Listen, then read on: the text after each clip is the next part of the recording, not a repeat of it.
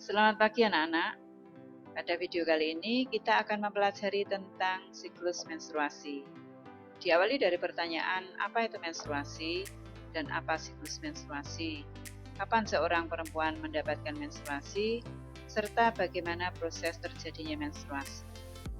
Untuk itu, marilah kita mulai pembelajaran pada hari ini.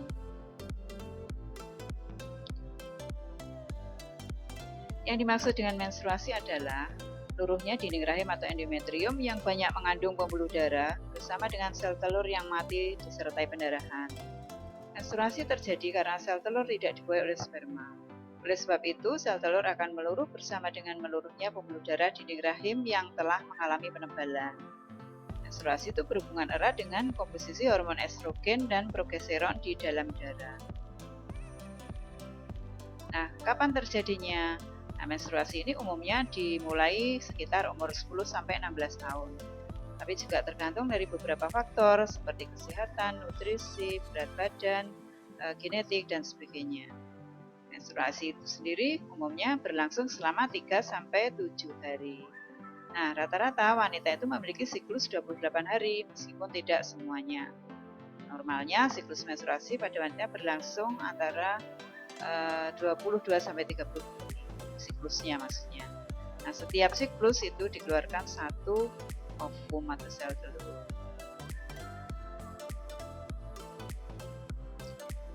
Nah, ini adalah gambar grafik siklus menstruasi.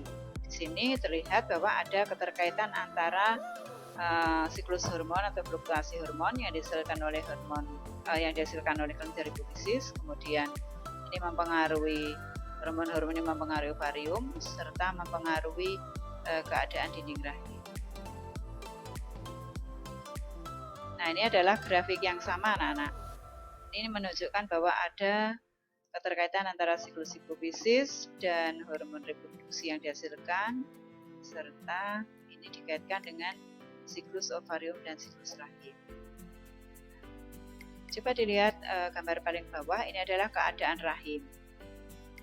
Hari pertama sampai dengan hari ke-5 ataupun ke-6, sekitar itulah. Ini depan dan belakang ini sama. Ini menunjukkan luruhnya dinding rahim atau disebut menstruasi.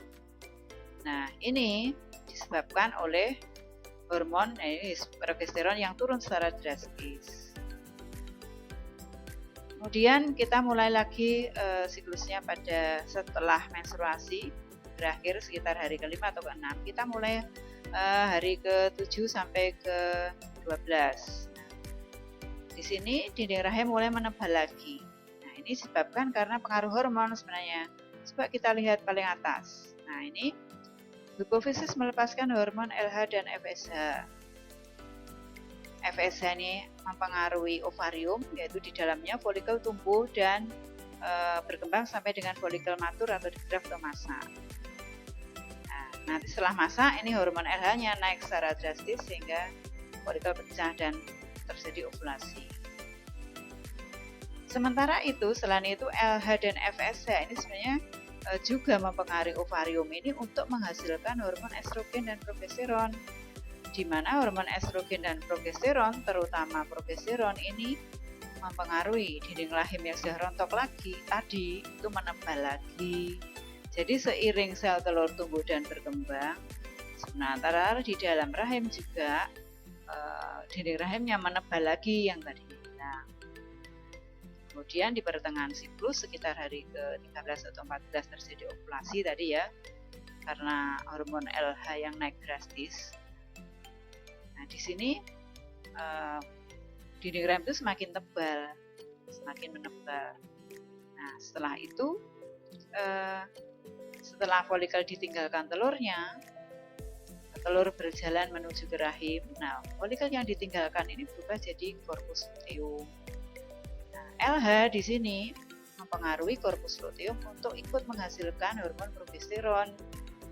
Nah, yang berfungsi untuk mempertahankan dinding rahim yang tebal itu supaya tetap melekat di rahim. Nah, kemudian sampai di sini, jika ternyata sel telur itu tidak ketemu sperma atau tidak terjadi fertilisasi, akhirnya sel telur itu akan mati dan korpus luteum itu akan mengkerut menjadi korpus albikan, sehingga dia tidak lagi membantu menghasilkan progesteron. Akibatnya dinding rahim yang sudah sangat tebal-tebalnya tadi tidak ada fertilisasi dan tidak ada progesteron yang ikut mempertahankan karena turun drastis ini, lepas terjadilah menstruasi berikutnya. Ya, jadi siklusnya itu demikian secara terus-menerus. Paham ya? Lanjut. Nah, ini ringkasan dari grafik menstruasi tadi. Pada intinya ini demikian. Dari pertama sampai sekitar hari ke-6 itu adalah dinding rahim luruh atau menstruasi. Hari ke-7 sampai 12 itu dinding rahim mulai menebal, sel telur tumbuh dalam ovarium sampai masak. Kemudian hari 13 sampai 14 itu dinding rahim semakin tebal, jadi ovulasi. Kemudian hari ke-15 sampai hari ke-28 dinding rahim pada keadaan paling tebal. Nah, sel telur bergerak menuju rahim. Baru kalau nanti tidak terjadi fertilisasi, ya terjadi seperti yang tadi sudah dijelaskan, ya. Baik, lanjut. Nah, sekarang hormon yang berperan dalam sistem reproduksi perempuan. Diawali dari hipotalamus, ini bagian dari otak, menghasilkan hormon GnRH. Hormon GnRH akan mempengaruhi hipofisis untuk menghasilkan hormon FSH dan LH. Selain itu, berikutnya hormon FSH dan LH ini ganti mempengaruhi ovarium untuk menghasilkan hormon estrogen dan progesteron. Sementara FSH sendiri juga mempengaruhi folikel untuk tumbuh, dan LH itu mempengaruhi terjadinya ovulasi serta mempengaruhi korpus luteum untuk menghasilkan progesteron juga. Demikian. Berikutnya, gangguan pada menstruasi atau PMS, premenstruasi sindrom. Ada beberapa gangguan yang disebabkan karena kontraksi otot halus rahim yang dikendalikan oleh interaksi hormon yang dikeluarkan oleh hipotalamus, kelenjar otak depan, dan induk telur atau ovarium. Gejala-gejala itu antara lain kram perut, cepat lelah, sensitif, sakit pinggang, nyeri, mual, perut kembung, susah tidur, kurang nafsu makan, dan seterusnya. Ini hal yang wajar dialami selama tidak berlebihan.